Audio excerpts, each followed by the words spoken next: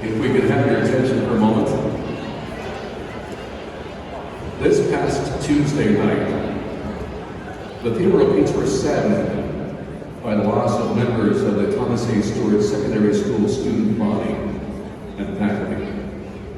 The Petes and Tass communities are deeply linked, with hundreds of Petes players, past and present, having been welcomed into the Griffins family through the past several decades. Our organization extends our deepest condolences to everyone affected and will continue to offer players and staff members impacted by this tragedy the mental and emotional support necessary for you. Please rise if you are able, and please join the Petes in a moment of silence to honor and remember the victims of this terrible tragedy.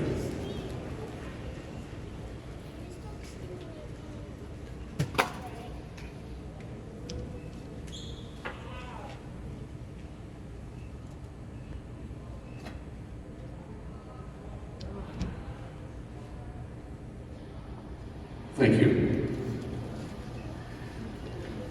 And now, fans, please join the Petes